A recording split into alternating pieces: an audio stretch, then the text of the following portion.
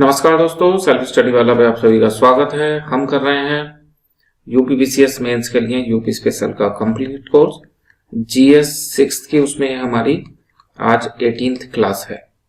तो यूपी की ज्योग्राफी इसमें हमारी चल रही है। उसमें हम ज्योग्राफी का लोकेशन कर चुके यूपी में, है ना। क्लाइमेट भी कर चुके यूपी का, इरिगेशन भी कर चुके यूपी में, है ना। इसके अलावा हमने देखो और क्या देखा है, इरिगेशन से अलग यूपी में मिनरल हमने देख लिया, यूपी में ड्रेनेज सिस्टम देख लिया, यूपी में हमने वेजिटेशन देख लिया, वेजिटेशन में फॉरेस्ट पॉलिसी वगैरह ये सब हमने देख लिया, है ना। फिर एग्रो फॉरेस्ट्री, सोशल फॉरेस्ट्री हमने देख लिया। यूपी के नेचुरल रिसोर्स हमने देख लिया, है ना। एयर वाटर तो पहले से ही कवर था, फॉरेस्ट वाला, ग्रासलैंड वाला वो हमने यहाँ पे देख लिया। लास्ट टॉपिक यूपी का बचा है एग्रीकल्चर, यूपी ज्योग्राफी का लास्ट टॉपिक बचा है 9th टॉपिक, है ना, यूपी एग्रीकल्चर। ये हम पढ़ रहे हैं। इसको पढ़ते ही हमारी यूपी की ज्योग्राफी कंप्लीट हो जाएगी। फिर हम यूपी का एनवायरनमेंट शुरू कर देंगे। इसके भी 3 टॉपिक हम पढ़ चुके हैं। हमने उत्तर प्रदेश में एग्रो क्लाइमेटिक जोन पढ़ ली, है ना। क्या पढ़ा था भाई इसमें एग्रो क्लाइमेटिक जोन में? प्री में भी आया हुआ क्वेश्चन है। कितनी एग्रो क्लाइमेटिक जोन है यूपी में? 9 क्लाइमेटिक जोन है। पश्चिम वाले को 2 में बांटा है, नॉर्थ साउथ। ईस्ट वाले को भी 2 में बांटा है ना, नॉर्थ साउथ। जो सेंटर वाला है ये थोड़े छोटे हो गए, इनको आप ऐसे इंक्रीज कर लेना, ऐसे, है ना। तो सेंट्रल और ये मिड वेस्टर्न कितने जोन हो गए? 6 हो गए ना। ये वाला आ गया आपका north east, south east zone. फिर इसके बाद में आ गया आपका ये western zone, south western zone, central zone, mid western zone. 6 हो गए। फिर एक तराई, एक आपका बुंदेलखंड, एक विंध्यन, 3 ये हो गए ना 9 एग्रो क्लाइमेटिक जोन। जो आई कार है उसके अकॉर्डिंग ऐसे, है ना। और जब वो होता था योजना आयोग तो उसने भी लगाया। तो प्री में ऑलरेडी आएगा क्वेश्चन, तो ये हमने पढ़ लिया एग्रो क्लाइमेटिक जोन। फिर production of agriculture crops syllabus में लिखा हुआ है सीधे सीधे उत्तर प्रदेश में कौन कौन सी फसलें हो रही हैं। तो हमने इनको पूरा कैटेगराइज करके पढ़ा है कि हॉर्टिकल्चर में क्या हो रहा है, कॉमर्शियल क्रॉप में क्या हो रहा है, फूड क्रॉप कौन कौन सी कहाँ पे हो रही है। उनका क्षेत्रवार विवरण भी देखा है कि उत्तर प्रदेश के किस क्षेत्र में कौन सी फसल हो रही है ना। फिर क्रॉपिंग पैटर्न, तो ये भी हमने देख लिया क्रॉपिंग पैटर्न। इसका मतलब उत्तर प्रदेश में कब किस सीजन में कौन सी फसल उगाई जा रही है, क्षेत्र के हिसाब से हमने देख लिया। और क्या ट्रेंड है क्रॉपिंग पैटर्न में, क्या चेंजेस आ रहे हैं, वो भी हमने देखा है। वहां क्वेश्चन बनने की उम्मीद है ना। तो अभी अपना नया टॉपिक जो है वो ये है कि सिलेबस में सीधे सीधे लिखा है major agriculture problem in Uttar Pradesh. तो हम ये उत्तर प्रदेश में जो मेजर एग्रीकल्चर प्रॉब्लम है वो पढ़ेंगे और इन प्रॉब्लम को दूर करने के लिए उत्तर प्रदेश सरकार ने क्या प्रयास करे हैं वो पढ़ेंगे। आज की क्लास का ये हमारा टॉपिक है, ठीक। उसके बाद 2-3 टॉपिक हैं आगे। अभी यूपी एग्रीकल्चर एक बड़ा टॉपिक है, इससे हमने देखा बहुत फ्रीक्वेंट क्वेश्चन आ रहे हैं। क्वेश्चन हम आपके को पिछली क्लास में दिखा चुके हैं, है ना। तो इसे हम डिटेल से पूरा करेंगे। यूपी एग्रीकल्चर पे आप मान के चलो 2-3 क्वेश्चन आराम से बन सकते हैं ना। तो आज हमें देखना है major agriculture problem in Uttar Pradesh. तो हम शुरू करते हैं। देखो तो उत्तर प्रदेश में क्या क्या प्रॉब्लम है, अगर ये क्वेश्चन आता है तो आप शुरू में लिख सकते हो कुछ की ये बैकबोन है, 60% से ज्यादा पॉपुलेशन इस पर डिपेंड कर रही है ना। और लेकिन ये कई सारी प्रॉब्लम को उत्तर प्रदेश फेस कर रहा है, तो कुछ प्रॉब्लम के नाम लिख सकते हो, है ना। कि आपने दोनों चीजें बता दी कि एग्रीकल्चर बहुत महत्वपूर्ण है और उत्तर प्रदेश में इसमें कुछ समस्याएं हैं। फिर आप एक एक करके प्रॉब्लम बताओगे। तो ये बड़े कॉमन सेंस वाली प्रॉब्लम है कि आपको पढ़ते समय कुछ भी नया नहीं लगेगा। बस आपको क्या मिल रहा है, एक जगह कंपाइलेशन मिल रहा है। आप मल्टीपल टाइम रिवीजन करोगे तो आपको वो प्रॉब्लम बस याद हो जाएंगी। आप जल्दी से बिना सोचे फटाफट जितना भी कम समय पेपर में मिलता है उसमें लिख पाओगे। लेकिन ये आपको बहुत नया सा कुछ नहीं लगेगा, है ना। देखो जैसे fragmented and small land holding, ये बहुत बड़ी समस्या। जो मार्जिनल फार्मर है, स्मॉल फार्मर है, वहां मैकेनाइजेशन नहीं हो पाता, इसकी वजह से लो मैकेनाइजेशन। छोटा खेत है तो वो कहाँ किसान इतनी मशीनरी उठाएगा, है ना। इससे इनएफिशिएंसी आती है और limited economy of scale. Economy of scale जिन्होंने इकोनॉमिक्स पढ़ी है समझ में आता होगा ना। आप इसको ऐसे समझ लो, कोई बिजनेसमैन है, वो 100 प्रोडक्ट बेच रहा है, तो उसको महंगे बेचने पड़ेंगे 1000 रुपए के, तब जाके उसका बेनिफिट बन पाएगा, मतलब रनिंग कॉस्ट आ पाएगी।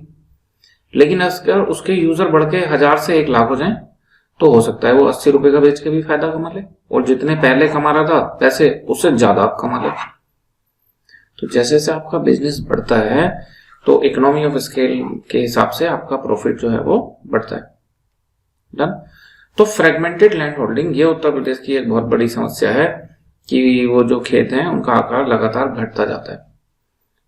तो उसका करा भी किया जा सकता है। पैतृक संपत्ति का नियम है, पिता की जमीन बेटों में बटेगी, बच्चों में बटेगी, है ना, ऐसे बेटियों को भी मिलती है, तो उसके तो हिस्से होते ही चले जाएंगे फिर, है ना। चलो, तो इसका सॉल्यूशन देखेंगे फिर सरकार ने क्या कर रखा है। आपके दिमाग में क्या आ रहा है, वीडियो पोस्ट करके आप भी चाहो तो लिख सकते हो कि क्या सॉल्यूशन इसका हो सकता है ना। जमीनें तो ऐसे छोटी होती ही चली जाएंगी। और भी बहुत तरह की इसमें समस्याएं हैं, तो उन्हें देखेंगे कैसे दूर करा जा सकता है। दूसरे, वाटर मैनेजमेंट के इशू हैं खेती में। आप बताओ, आप इरिगेशन का टॉपिक पूरा पढ़ के आ चुके, क्या इशू है वाटर मैनेजमेंट के खेती में। तो पश्चिमी उत्तर प्रदेश जो है वहां पे ट्यूबवेल का ज्यादा यूज होने से ग्राउंड वाटर नीचे जा रहा है। बुंदेलखंड के इलाके में वाटर का मैनेजमेंट नहीं हो रहा, वहां ड्राउट की कंडीशन आ रही है। पूर्वी उत्तर प्रदेश में मैनेजमेंट नहीं हो रहा, वहां फ्लड कंडीशन आ रही है। लिख दोगे 3 समस्याएं, है ना। सॉल्यूशन आपने इरिगेशन में इसके पढ़े हैं, हम अभी सॉल्यूशन वाली साइड पे जा नहीं रहे, क्योंकि अभी तो हम समस्याएं गिन रहे हैं, है ना।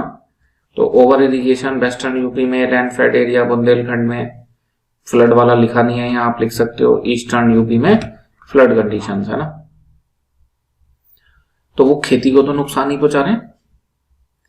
अभी की बात है ना, मुश्किल से 8-10 दिन पहले की, पूर्वी उत्तर प्रदेश में जो कटा हुआ गेहूं है तो और जो खेतों में खड़ा था कटाई के लिए, सब जगह पानी भर गया।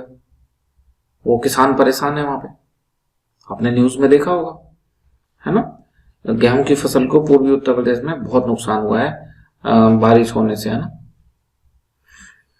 अगली समस्या क्या है यहाँ पे उत्तर प्रदेश में खेती में, monoculture and lack of crop diversification. इसको देख चुके हैं कई बार। मोनोकल्चर से फसल की उत्पादकता धीरे धीरे कम होती चली जाती है, एक बात। दूसरा, जब आप उसी फसल को लगाते हो तो उसमें धीरे धीरे अगर एक बार कीड़ा हो गया तो अगली बार कीड़ा होने की संभावना ज्यादा है। वही कीड़ा किसी दूसरी फसल को नुकसान नहीं पहुंचाता, तो अगर हमने बीच में एक बार दूसरी फसल लगा दी तो एक लंबा समय मिला, तो उसके बाद में अगर हम वापस ये फसल लगाएंगे तो कीड़े की संभावना कम है। लेकिन एक ही फसल लगाते जाओगे तो संभावना ज्यादा है। तो जो कीट प्रतिरोधी क्षमता है, मृदा की उर्वरता है, ये सब चीजें मोनोकल्चर के नुकसान है, खेती में चुनौतियां हैं। इसके अलावा और क्या चैलेंज है उत्तर प्रदेश की खेती में, सॉइल फर्टिलिटी एंड डिग्रेडेशन, ये तो देख ही लिया है ना। मृदा उर्वरता कम हो रही है, उसके और भी कई कारण हैं कि केमिकल का ज्यादा यूज कर रहे हैं तो ऑर्गेनिक कंटेंट बढ़ता चला जा रहा है, एंड जो मोनोक्रॉपिंग है उसकी वजह से भी फर्टिलिटी कम हो रही है। ओवर इरिगेशन कर रहे हो तो सॉल्ट कंटेंट डिपॉजिट हो जाता है ऊपर, उससे भी फर्टिलिटी कम हो रही है। यहाँ तो 1-2 ही पॉइंट लिखे हैं, आप चाहो तो इसमें ज्यादा भी लिख सकते हो जो इससे पहले पढ़े हैं ना। सॉइल सैलिनिटी, अल्कलिनिटी, ये सब हमने सॉइल वाले चैप्टर में ऑलरेडी पढ़ाया हुआ है। देखो, जैसे इरिगेशन, हमने एक समस्या इरिगेशन की बताई, तो ये इरिगेशन की समस्या तो हम पूरी डिस्कस करके आए हैं, तो आप अपने से वहां से 1-2 पॉइंट ज्यादा लिख सकते हो। सॉइल हम पूरा पढ़ के आए हैं, सॉइल की समस्याएं आप लिख सकते हो। यहाँ तो हम लिस्ट बना रहे हैं और ये क्वेश्चन आ गया कि मेजर प्रॉब्लम लिखो, तो आप ऐसा थोड़ा ना कि इरिगेशन में 4-5 लाइन लिख दोगे। हो सकता है आपको ज्यादा याद आ रहा हो, लेकिन स्पेस कम है, कई डायमेंशन लिखनी है, तो फिर मजबूरी में छोड़ना पड़ेगा। जो low farm productivity and income, productivity तो हमने देख ही लिया, कम होती चली जा रही है। नेशनल एवरेज से कम यील्ड है हमारी, है ना। जो नेशनल एवरेज है जैसे गेहूं का, चावल का, तो उससे यील्ड कम है, प्रति हेक्टेयर या प्रति बीघा उपज कम है।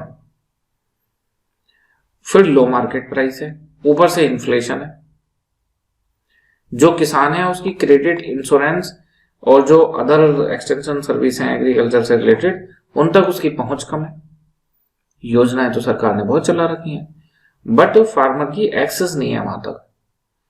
कुछ फार्मर की तरफ से जागरूकता कम है, कुछ सरकार की तरफ से प्रचार कम है, या ऐसा इंस्टीट्यूशनल स्ट्रक्चर बिल्ड नहीं हो पा रहा है कि हम राइट पर्सन तक राइट इंफॉर्मेशन पहुंचा पाए, है ना। तो ये चीज आप यहां पे लिख सकते हो। मार्केटिंग एंड एमएसपी, इसमें तो बहुत ज्यादा इशू है। इस पे तो यूपीएससी में क्वेश्चन आया हुआ है और पीसीएस में भी, जीएस थर्ड पेपर में इसमें क्वेश्चन इकोनॉमिक्स में आ सकता है। तो जीएस थर्ड पेपर में तो इसको डिटेल में पढ़ते हैं, अभी के लिए आप समझ लो, है ना, कि एक तो एमएसपी सरकार इशू तो कर देती है, मे बी शायद 24 फसलों में इशू करा जा रहा है ना, कि मिनिमम सपोर्टिंग प्राइस बता दिया कि इससे कम पे ना बेचें। तो होना तो ये चाहिए ना कि इससे कम अगर मार्केट में बिचला है तो सरकार खरीद ले। उसके लिए सरकार को प्रोक्योरमेंट सेंटर बनाने पड़ेंगे, लेकिन प्रोक्योरमेंट सेंटर बस गेहूं चावल के बने हुए हैं, और वो भी कहीं पे हैं कहीं पे नहीं है। पूर्वी उत्तर प्रदेश में बहुत कम है, पश्चिमी में ज्यादा है। तो poor procurement infrastructure specially in eastern UP, जिसकी वजह से एमएसपी में इशू आ गए, है ना। दूसरा, जो मंडी है, किसान ने फसल तो उगा ली, अब वो बेचने जाना है तो उसने मंडी में जाना है, ठीक, इसका एक अलग से एक्ट बना हुआ है। और मंडी में मिडिलमैन है, उन्होंने सबने साठ गांठ कर ली, किसान से सस्ता खरीदेंगे। अब उससे ज्यादा का कोई खरीद ही नहीं रहा तो उसको बेचना पड़ेगा। उसके लिए सरकार लाई है फिर ई नैम, लेकिन इसके लिए भी इंफ्रास्ट्रक्चर नहीं है। इसके लिए सारी मंडियों को डिजिटलाइज करना पड़ेगा। सारी मंडियों में जो फसलों की गुणवत्ता और ये चेक हो पाए, तो उसके हिसाब से मॉडर्न वेयर हाउस बनाने पड़ेंगे, डिजिटलाइज करना पड़ेगा। फार्मर को भी अपग्रेड करना पड़ेगा कि वो ये सारी चीजें समझ पाए, जो वेयर हाउस की रिसिप्ट मिल रही है उससे जाके ई नैम पोर्टल पे ट्रेड कर पाए, है ना। तो मिडिलमैन का डोमिनेंस है अभी, डन। तो मार्केटिंग और एमएसपी में कई सारे इशू हैं, जिस वजह से किसान को उसकी फसल का फेयर प्राइस नहीं मिल पाता। Climate change and weather extreme, तो इसमें तो आप चाहो तो एग्जाम्पल भी लिख सकते हो, है ना, कि नवंबर 2025 में जो पूर्वी उत्तर प्रदेश है वहां पे गेहूं की फसल को नुकसान हुआ। मतलब समर बिल्कुल एंड पे है, विंटर शुरू होने वाले हैं, और वेस्टर्न डिस्टर्बेंस की बारिश, है ना, अब वो होगी। लेकिन जो मॉनसून है उसने फिर से बारिश कर दी और वो ज्यादा बारिश हो गई, गेहूं की फसल खराब हो गई। तो वो बहुत लेट बारिश है, तो ये किसको शो कर रहा है? क्लाइमेट चेंज को शो कर रहा है, डन ना। तो ये सारी चीजें हम लिख सकते हैं कि मोनोक्रॉप्ड जो जोन है उनकी तो और ज्यादा वल्नरेबिलिटी है क्लाइमेट चेंज होने से। क्रॉप लॉस बढ़ने लगेगा, drought condition, rain condition, hello storm, floods condition, ये सब हम लिख सकते हैं। एग्जाम्पल के तौर पे अभी आप लेटेस्ट हमने बताया उसको भी लिख सकते हो। तो बहुत सारी समस्याएं भाई, आप चाहो तो इन समस्याओं को ऐसे कैटेगराइज करके भी लिख सकते हो कि pre harvest, post harvest, marketing, ऐसे है ना, 1 बाय 1 कि फसल बोते समय क्या समस्याएं हैं, फिर बीच में क्या समस्याएं हैं, पोस्ट हार्वेस्ट क्या समस्याएं हैं। इसमें लिखी सब है बट वो ऐसे कैटेगराइज नहीं है, आप चाहो तो कर सकते हो। तो post harvest loss and storage gap, फसल कट गई तो पता है लोगों के कुछ के तो गेहूं इस वजह से खराब हो चूंकि कटे नहीं थे, कुछ लोगों के कटे हुए थे और वो खेत में ही पड़े हुए थे, है ना। गेहूं पे ये पूरी तरह से फिट नहीं हो रहा, बट बाकी चीजों में तो कर ही सकते हैं कि जैसे मान लो आलू है तो वो निकालना तो एक ही समय पड़ेगा, आलू टमाटर, लेकिन उस समय मार्केट में सप्लाई बढ़ जाएगी, प्राइस कम हो जाएगा। अगर ये कोई बढ़िया इसके गोदाम होते तो उसमें रख दिया जाता, रिसिप्ट मिल जाती और बाद में धीरे धीरे मार्केट में सेल करते तो प्राइस भी अच्छा मिलता। तो कुछ लोग ऐसे करते हैं होल्डिंग का काम, आलू वगैरह के बिजनेस में थोड़े थोड़े खरीद के रख लेते हैं और कुछ तो फायदा उनको हो ही जाता है बाद में सेल करने से, है ना। हालांकि होल्डिंग जो है वो इलीगल है, पर वो किसान है, उनने भले से ही कुछ और बोया हो तो मतलब वो पकड़ में नहीं आ पाता उस तरह से, है ना, बहुत बड़े लेवल पे ना करा जाए। तो ये पोस्ट हार्वेस्ट लॉस है। कह रहे हैं ना, हॉर्टिकल्चर में 30 से 40% लॉस हो जाता है।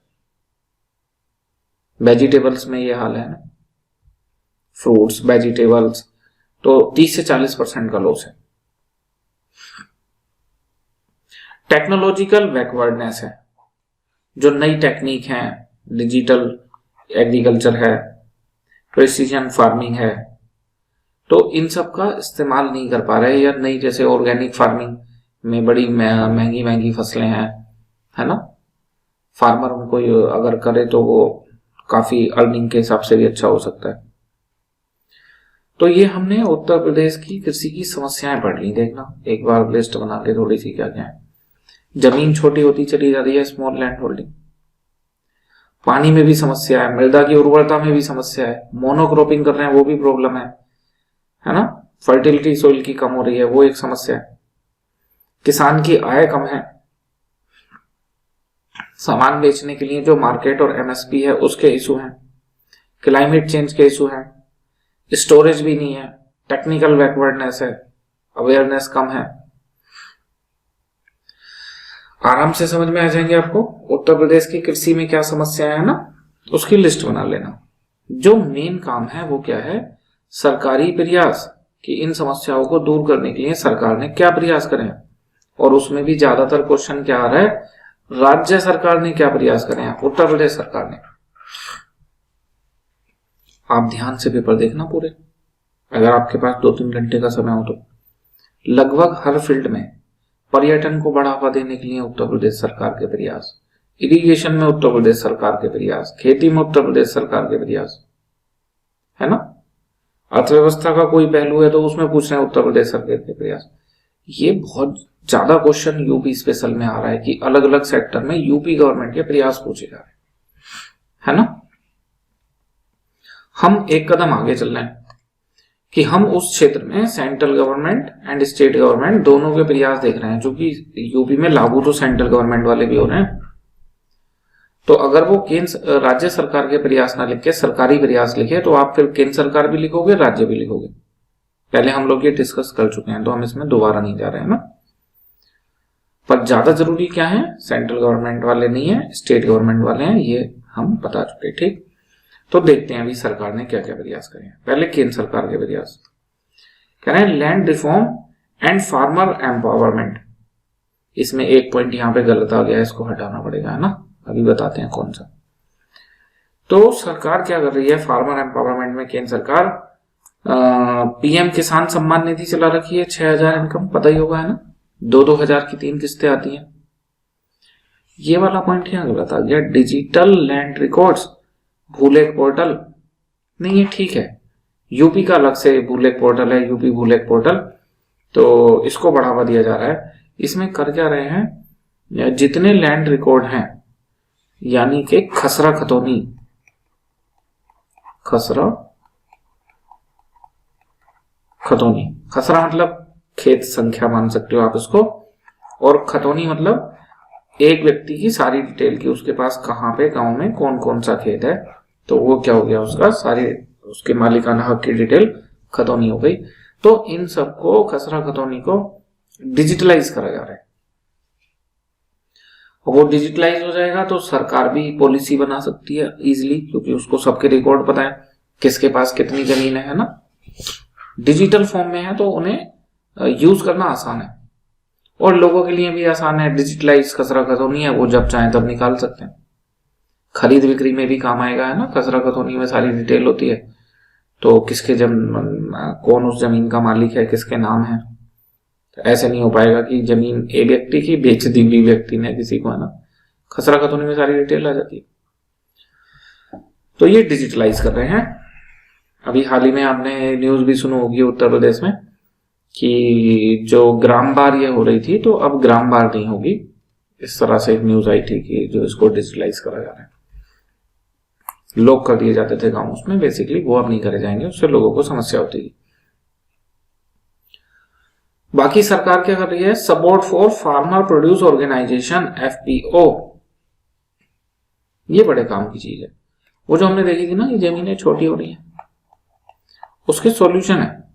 एक सॉल्यूशन तो ये है कि कोऑपरेटिव फार्मिंग को बढ़ावा दिया जाए, कि सब लोग आपस में मिलके एक खेत बना के और उसका कुछ एक कोऑपरेटिव सोसाइटी टाइप पे रजिस्ट्रेशन करके फिर इकट्ठा खेती करने लगे, है ना। तो सरकार इसको बढ़ावा देने का प्रयास कर रही है, लेकिन कोऑपरेटिव फार्मिंग में कई सारे इशू हैं। फिर हमने बताया यूपी स्पेशल के हिसाब से काम करनी है।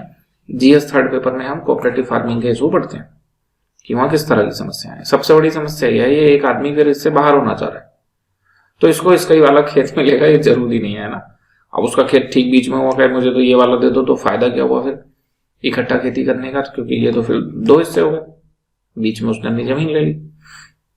और जमीन लोग ऐसे देना नहीं चाहते, उनका उससे सांस्कृतिक लगाव है कि मेरी तो दादा लाई जमीन है, इस तरह से ना। तो ये कोऑपरेटिव फार्मिंग। दूसरा क्या है कि आप इकट्ठे खेती नहीं कर रहे, आपने अलग अलग करी। अब दिक्कत यह है कि ये माल बाहर जाके बेचना है। सब छोटे छोटे फार्मर हैं, सब अपना पेट्रोल डीजल खर्च कर रहे हैं और आपके पास सामान कम है, आपकी बार्गेनिंग पावर भी कम है। इससे अच्छा तो इस पूरे इलाके में कोई एक व्यक्ति जो है वो उसने फार्मर प्रोड्यूसर ऑर्गेनाइजेशन बना लिया। अब सारे किसान इसको दे देंगे,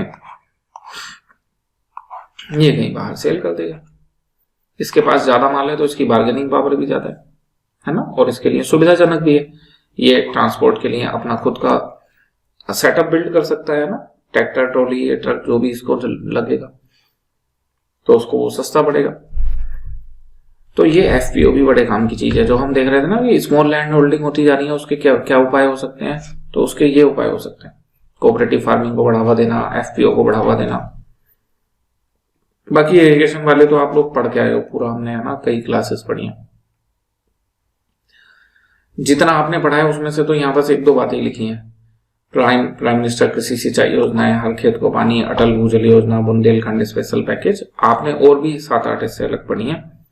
तो हम ये मान के चल रहे हैं कि सब लोग क्लास 1 से कर रहे हो अपना, तो पिछली क्लास से आप देख के आए हो, तो इन्हें रिपीट करने की जरूरत नहीं है, ठीक है। फिर इसके बाद में है क्रॉप डाइवर्सिफिकेशन एंड प्रोडक्टिविटी। इसको आप देख लो, इस पे हमें ऐसे लग रहा है कि चूंकि ये बहुत बड़ी समस्या है यूपी में मोनोकल्चर, तो ये अलग से भी क्वेश्चन आ सकता है कि इसको बढ़ावा देने के लिए यूपी गवर्नमेंट ने क्या प्रयास करा। कुछ नहीं पता, अभी 2025 वाले पेपर में आ जाए ना। तो इसे हम समझ लेना है कि क्रॉप डाइवर्सिफिकेशन एंड प्रोडक्टिविटी बढ़ाने के लिए उत्तर प्रदेश सरकार, अभी तो केंद्र सरकार के बढ़ रहे हैं कि केंद्र सरकार ने क्या प्रयास किया। तो एक चल रही है राष्ट्रीय कृषि विकास योजना। इसमें क्या हो रहा है, जो क्रॉप डाइवर्सिफिकेशन है उसको बढ़ावा दिया जा रहा है, उसके लिए फ्लेक्सिबल फंडिंग है, एग्री स्टार्टअप के लिए फंडिंग है, इनोवेशन प्रोजेक्ट। जैसे इंसेंटिव दे दिए, किसी इलाके में गेहूं ज्यादा हो रहा है, चावल कम हो रहा है, तो चावल का भी सस्ता करा दिया, उसको कोई सब्सिडी दे दी, कुछ इंसेंटिव दे दिया, या उसका एमएसपी ज्यादा कर दिया, है ना। तो मतलब सरकार के पास ऐसे तरीके होते हैं कि वो किसानों की राय को प्रभावित कर सकती है। तो राष्ट्रीय कृषि विकास योजना इसीलिए चल रही है क्रॉप डाइवर्सिफिकेशन के लिए। इसके बाद और कौन सी योजना है, नेशनल फूड सिक्योरिटी मिशन। ये डबल काम कर रहा है फूड सिक्योरिटी मिशन। जैसे गेहूं चावल ज्यादा हो रहा है भारत में, मान लो गेहूं चावल, तो इससे क्या मिलेगा आपको, कार्बोहाइड्रेट, है ना। और शरीर की ग्रोथ के लिए, चलो एनर्जी के लिए जरूरी है, ग्रोथ के लिए है ना, किसकी जरूरत पड़ेगी, प्रोटीन की। अब वो कम है, तो फूड सिक्योरिटी कब माने, जब व्यक्ति को कोई एक ही चीज मिलती रहे, प्रोटीन विटामिन मिनरल ये सब ना मिले, बस कार्बोहाइड्रेट मिलता रहे, तो क्या वो फूड सिक्योरिटी, उसको फूड सिक्योरिटी नहीं मान सकते ना। भोजन तो मिल रहा है लेकिन संतुलित आहार नहीं मिल रहा। तो उस संतुलित आहार को बढ़ावा देने के लिए, वास्तव में फूड सिक्योरिटी के लिए सरकार क्या कर रही है, pulses, coarse cereals, oil seed, इन सब को भी बढ़ावा दे रही है। जो पल्सेस हैं इससे व्यक्ति को प्रोटीन मिल जाएगा, जो ऑयल सीड है उससे व्यक्ति को फैट मिल जाएगा, है ना, वसा और प्रोटीन की प्राप्ति हो जा रही है। तो इसलिए नेशनल फूड सिक्योरिटी मिशन हो गया। तो एक बात बताओ, जो गेहूं चावल लगा रहे हैं उन्हें दाल और दलहन तिलहन के लिए प्रमोट कर रही है सरकार, तो क्या कृषि विविधीकरण को बढ़ावा नहीं दे रही? तो कृषि विविधीकरण की 2 योजनाएं पता चल गई आपको। एक होगी राष्ट्रीय कृषि विकास योजना, दूसरा हो गया राष्ट्रीय खाद्य सुरक्षा मिशन। तीसरा सरकार ने खासकर बुंदेलखंड के इलाके में, सेंट्रल यूपी में चला रखा है, national mission on oil seed and oil palm. इसके तहत भी सरकार ऑयल सीड को बढ़ावा दे रही है ना। Mission for integrated development of horticulture, तो इसमें फ्रूट्स, वेजिटेबल्स, फ्लावर्स, इन सबको बढ़ावा दिया जा रहा है। यही तो मीनिंग है ना फसल विविधीकरण का, कि गेहूं चावल गन्ना के साथ साथ तिलहन, दलहन, फल, सब्जी, फूल, ये सब भी उगाए जाए। डन। इससे किसान की आय भी बढ़ती है और इससे कृषि जो खेत है उसमें उत्पादकता भी आती है। पर इसमें दिक्कत क्या आ रही है? अब जहां के फार्मर फल लगा ले रहे हैं या फूल लगा ले रहे हैं, तो वो फिर फूल की खेती में इन्वॉल्व हो जा रहे हैं। तो फूल फूल फूल, रोटेशन तो नहीं हो रहा ना। डाइवर्सिफिकेशन अलग चीज है, रोटेशन अलग चीज है। तो यूपी में अलग अलग क्षेत्रों में अलग अलग फसलें होने लगे और क्लाइमेट के अकॉर्डिंग होने लगे। बहुत अच्छी बात है, डाइवर्सिफिकेशन हो गया। लेकिन फिर वही फसल बार बार एक ही क्षेत्र में लगाई जाती रहे तो रोटेशन नहीं हो रहा। हमने बताया वो भी समस्या है। डन। तो ये भी हमने लिख लिया, डाइवर्सिफिकेशन को बढ़ावा दे रहा है। नेशनल लाइव स्टॉक मिशन, जब पशुधन को पालोगे तो उसके लिए चारा और ये सब भी तो लगाना पड़ेगा ना, तो ये भी कृषि विविधीकरण को बढ़ावा देता है। अभी सरकार लाई मिलेट मिशन 2023 में मिलेट को श्री अन्न, मोटे अनाज को सरकार ने श्री अन्न बोलना शुरू करा है ना। बुंदेलखंड और विंध्यन रीजन में मोटे अनाज को तो यहीं बढ़ावा देंगे जहां पे सूखे क्षेत्र है ना, सूखा संभावित क्षेत्र। बाकी जो 1 डिस्ट्रिक्ट 1 प्रोडक्ट है, इसमें भी एग्रीकल्चर कुछ शामिल की गई है। जैसे बताया था आपको, मलिहाबाद में आम हो गया है ना, प्रतापगढ़ में आंवला हो गया, तो ये भी इसको बढ़ावा देता है। किसान समृद्धि योजना, एक सम्मान निधि है, उसमें 2000 दिए जा रहे हैं। समृद्धि योजना में ऑयल सीड एंड पल्सेस इनको बढ़ावा दिया जा रहा है। डन। तो डाइवर्सिफिकेशन के लिए सरकार क्या कर रही है ये हमने देख लिया। हम योजनाएं देख रहे हैं उत्तर प्रदेश में कृषि के सुधार के लिए। पहले हमने देखा सरकार कुछ लैंड रिफॉर्म कर रही है, लैंड का डिजिटलाइजेशन कर रही है। दूसरा, इरिगेशन में भी सरकार ने सुधार करे हैं। तीसरा, क्रॉप डाइवर्सिफिकेशन में भी सरकार ने सुधार करे हैं। एक्चुअल में क्रॉप डाइवर्सिफिकेशन अलग से आने के एक चांस और भी है, आपको बता दें। यूपी के ये GS 5th पेपर में सिलेबस में टॉपिक है क्रॉप डाइवर्सिफिकेशन, अलग से सेपरेट मेंशन क्रॉप डाइवर्सिफिकेशन है ना। तो अब हम जब वहां पे देखेंगे क्रॉप डाइवर्सिफिकेशन, तो वहां सरकारी प्रयास की जरूरत नहीं पड़ेगी, आप यहां से भी कर लोगे ना भी, है ना। तो सोइल हेल्थ एंड इनपुट, इसके लिए सोइल हेल्थ कार्ड योजना चल रही है। डन। परंपरागत कृषि विकास योजना, परंपरागत कृषि कैसी होती थी? क्या केमिकल से होती थी? Chemical fertiliser and pesticides and herbicide से। ऑर्गेनिक एंड नेचुरल होती थी ना, तो उसको बढ़ावा देना है। तो इसके नाम में लिखा हुआ है, इसका मतलब natural farming, organic farming, green manure, vermicomposting, इन सबको बढ़ावा दिया जा रहा है ना। सोइल की हेल्थ जो है इससे अच्छी हो जाएगी। ये रिवीजन चल रहा है, यही सब सोइल की योजनाएं हम पढ़ चुके पहले, है ना। मार्केट एक्सेस के लिए क्या कर रहे हैं बताया था, ई-नैम बनाया है। मंडी को डिजिटलाइज किया जा रहा है धीरे धीरे, कोल्ड स्टोरेज बनाई जा रही है, ट्रांसपोर्ट की व्यवस्था विकसित की जा रही है। MSP प्रोक्योरमेंट की फैसिलिटीज को बढ़ाया जा रहा है। बताया था ये एक समस्या है, खासकर पूर्वी उत्तर प्रदेश में प्रोक्योरमेंट के सेंटर कम है, पश्चिमी उत्तर प्रदेश में ज्यादा है। FPO को बढ़ावा दिया जा रहा है, फार्मर प्रोड्यूसर ऑर्गेनाइजेशन, है ना। तो ये भी हमने बताया था ये किस तरह से काम करते हैं। जो स्मॉल लैंड होल्डिंग है उसके लिए इनको बनाया गया है। बाकी डायरेक्ट मार्केटिंग, कॉन्ट्रैक्ट फार्मिंग की मंडी के बाहर ही काम चल रहा है, उसके लिए कॉन्ट्रैक्ट फार्मिंग को बढ़ावा दिया जा रहा है। इसके लिए सरकार अभी एक बिल भी लाई थी, बट उसमें कुछ समस्याएं हो गई, अभी तो नहीं, मैं भी 2-3 साल पुरानी बात हो गई शायद, तो वो वापस लेना पड़ा सरकार को फिर, है ना। सरकार उसको एक सुधार मान रही थी मार्केट एक्सेस का। एंड क्लाइमेट रेजिलियंस, उसके लिए क्या करें, अब जैसे पूर्वी उत्तर प्रदेश में बाढ़ आ गई, फसल नष्ट हो गई, तो क्या करें? तो उसके लिए पढ़ के आए हैं एग्रीकल्चर में पहले ऑलरेडी, है ना। एग्रीकल्चर में नहीं पढ़ा, ये कहाँ पे पढ़ा है, किसी टॉपिक में पढ़ा है हमने, है ना, कि प्रधानमंत्री फसल बीमा योजना है। डन। इसमें ज्यादातर जो पैसा है उसका क्या बोलते हैं उसको, जो बीमे में शुरू में किस्त दी जाती है तो वो गवर्नमेंट पे कर देती है, प्रीमियम उसका, है ना। Contingency crop planning,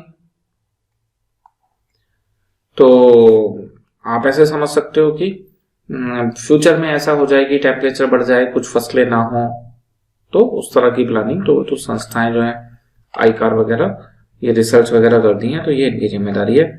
climate resilient varieties, तो पहले तो वेराइटीज बनानी पड़ेंगी, फिर इनका प्रमोशन होगा, तो ये भी संस्थाओं का काम। तो सरकार इनको बढ़ावा दे रही है इनके थ्रू, है ना।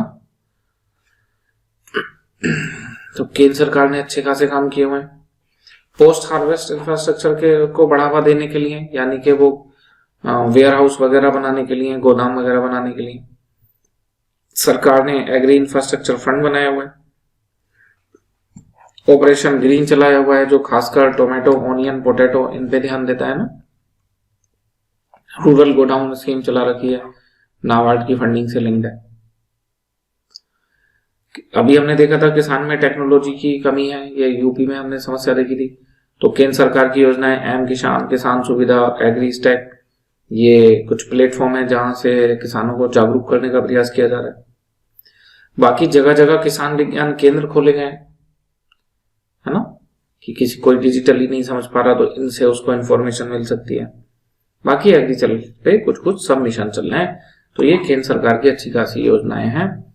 अगर सरकारी प्रयास आए तो हम उसमें लिखेंगे, अगर उत्तर प्रदेश के प्रयास आए तो हम उसमें इनको नहीं लिखेंगे। वैसे तो देखो आपके ऊपर है, आप थोड़ा सा मोड़ दोगे तो आप लिख सकते हो।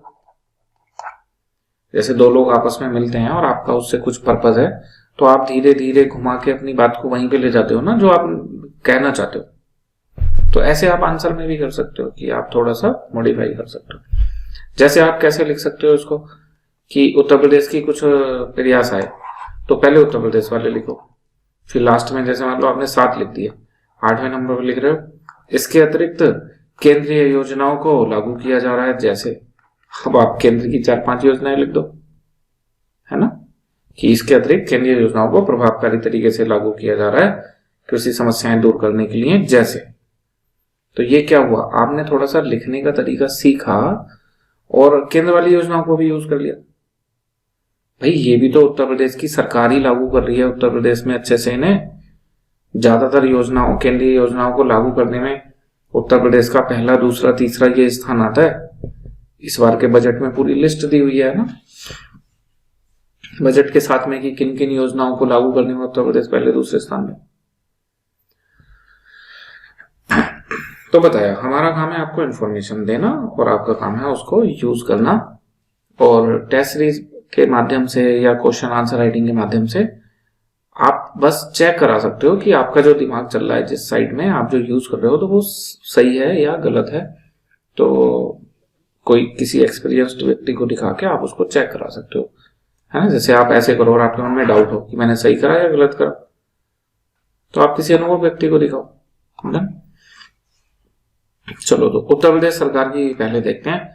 केंद्र सरकार की कब लिखनी है और कैसे यूज करना है ये हमने बता दिया। एक और तरीका बताया था इनको यूज करने का कि पहले आप उत्तर प्रदेश सरकार की सब लिखो और फिर लिख दो इसके अतिरिक्त यहाँ पे लाइन बना के नहीं, कंक्लूजन में, है ना, कंक्लूजन में लिख दो, या यहाँ तो अभी बताया पॉइंट बना के लिख दो, फिर कंक्लूजन कुछ और लिखना पड़ेगा, या फिर आप कंक्लूजन। तो कंक्लूजन में बस ये है कि आप 1-2 योजनाओं के नाम ही लिख पाओगे, ज्यादा नहीं लिख पाओगे। डन। उत्तर प्रदेश ने क्या करा है, लैंड रिफॉर्म पॉलिसी, तो एक तो वही हो गया है ना, भूलेख यूपी पोर्टल। केंद्र सरकार जैसे लैंड डिजिटलाइजेशन कर रही है, तो यूपी में ये चल रहा है। बाकी land consolidation and cooperative farming, cooperative farming आपको भी बताई थी। ये वहां क्यों नहीं थी कोऑपरेटिव फार्मिंग लिखी हुई पिछले पॉइंट में, क्योंकि सहकारिता जो है वो आप चेक करना इसको, मे बी ये राज्य सूची में आता है ना, या समवर्ती सूची में आता है। आप चेक करके कमेंट में लिखना इस चीज को, है ना, सहकारिता या कोऑपरेटिव फार्मिंग। फिर ऑर्गेनिक फार्मिंग है, यूपी ऑर्गेनिक फार्मिंग पॉलिसी लाई है, मतलब यूपी ने इस पॉलिसी को लागू करा उत्तर प्रदेश में ऑर्गेनिक एंड नेचुरल फार्मिंग को बढ़ावा देने के लिए। डिस्ट्रिक्ट स्पेसिफिक इंटरवेंशन हो रहा है, जैसे बुंदेलखंड है तो वहां पे ड्राउट प्रूफिंग है ना, इस तरह की फसलें जो वहां के क्लाइमेट के लिए सुटेबल हो। फिर ओडीओपी के माध्यम से जो एरिया जिस चीज के लिए फेमस है कि मैंथा बाराबंकी हो गया, मैंगो मलिहाबाद हो गया, जैगरी है जो गुड़ है वो मुजफ्फरनगर का हो गया, यहाँ का गुड़ और शक्कर बहुत ज्यादा फेमस है मुजफ्फरनगर का, है ना। ओके, इंफ्रास्ट्रक्चर एंड प्रोसेसिंग की बात करें, हमने देखा ये कम था इंफ्रास्ट्रक्चर, खासकर कहां पे कम था, पूर्वी उत्तर प्रदेश में। तो ये क्या कर रहे हैं, वहां पे मेगा फूड पार्क बना रहे हैं बाराबंकी में, औरैया में, done, and state supported and centre funded, तो केंद्र सरकार का तो सहयोग इसमें भी है ना। बाकी ग्रामीण हाट एंड मंडी बनाई गई है, बीच बीच में आप चाहो तो इसमें ये भी लिख सकते हो कि मेलों का आयोजन करा जाता है। तो वो मेला क्या है, ट्रेड फेयर होता है एक तरह से, वो है ना व्यापार मेला। तो एक शहर में लग रहा है, वहां सब लोगों को आमंत्रित करा जाता है किसी उस शहर के बड़े से पार्क वगैरह में, और वहां सब लोग अपने अपने जो उत्पाद हैं उनको दिखा रहे होते हैं, और बड़े बिजनेसमैन आके उनको देखते हैं, अगर अच्छा लगता है तो वो बहुत बड़े बल्क में ऑर्डर देके चले जाते हैं। बेसिकली तो ये एमएसएमई को बढ़ावा देने के लिए है, तो जो एग्रीकल्चर से रिलेटेड एमएसएमई है उनको बढ़ावा मिलता है, ऐसे हाट लगा दिया, ट्रेड फेयर लगा दिया, इन सबसे, है ना। इसी की कोई वेबसाइट बना दी तो उसको ई हाट बोल दिया। डिजिटलाइजेशन के लिए यूपी क्या कर रहा है, उसने यूपी किसान ऐप बनाया हुआ है, बाकी किसान विज्ञान केंद्र और एग्रीकल्चर यूनिवर्सिटी वहां पे ट्रेनिंग ये दो लिख ही सकते हो, है ना। Strengthening last mile delivery and real time advisory service, इसके लिए आप ऐसे यूज कर सकते हो, वेदर फोरकास्टिंग पढ़ेंगे हम अभी, सिलेबस में ही है आपके 6th पेपर में, जब हम यूपी एनवायरमेंट पढ़ेंगे तो वहां पे उत्तर प्रदेश में वेदर फोरकास्टिंग, तो वहां से आपको यहाँ के लिए पॉइंट मिल जाएंगे अच्छे, डन, कि कैसे जो रडार टेक्निक है उनको बढ़ावा दिया जा रहा है उत्तर प्रदेश में, वो सब वहां पे आएगा। Uttar Pradesh horticulture mission, central government का अलग मिशन है, इनका अलग हो गया। फ्रूट्स, वेजिटेबल और इन सबको बढ़ावा देना पहले भी देख चुके हैं हम, ना। ऐसे ओडीओपी का भी हमने बताया था, दोनों का अलग अलग मिशन है। बाकी मैंगो, गुआवा, आमला, लीची, इन सबको बढ़ावा दिया जा रहा है। हॉर्टिकल्चर एरिया इंक्रीज बाई 30%, 15 से 24 के बीच में 30% बढ़ गया। ऐसे इफेक्ट आपको कहीं मिले तो आप यूज कर सकते हो, और कोशिश करना आप इनके सोर्स भी ढूंढ लो, है ना, डन। तो हमने ज्यादातर जगह लिखे हैं सोर्स, जैसे यहाँ पे नहीं है तो आप इसको ढूंढ लेना कि यूपी बजट में दिया हुआ है ये बात, या नीति आयोग का डेटा है, किसका डेटा है ना, सोर्स के सही क्लिक होगा तो अच्छे नंबर मिल जाएंगे। हर चीज में डेटा ढूंढने की जरूरत नहीं है, पर कुछ एक डेटा और उसके सोर्स तो आप घर से इरादतन याद करके जाओगे कि ये तो मैं आंसर में लिख के ही आऊंगा। ऑर्गेनिक फार्मिंग पॉलिसी हो गई, तो ऑर्गेनिक फार्मिंग को बढ़ावा दिया जा रहा है, तो हमने देख लिया था अभी, है ना। Agro processing policy, food processing industry को बढ़ावा मिलेगा इससे, है ना। Food processing industry Uttar Pradesh के लिए काफी अच्छी है, तो जीएस 3rd पेपर में फूड प्रोसेसिंग पूरा एक टॉपिक है, वहां बहुत डिटेल में पढ़ा जाता है। और यूपीएससी में तो आप ऐसे मानो जीएस 3rd पेपर में फूड प्रोसेसिंग से लगभग हर साल एक क्वेश्चन आता है यूपीएससी में, ना। एग्रीकल्चर की समस्याओं का समाधान है ये फूड प्रोसेसिंग, इससे फार्मर की इनकम भी बढ़ती है ना।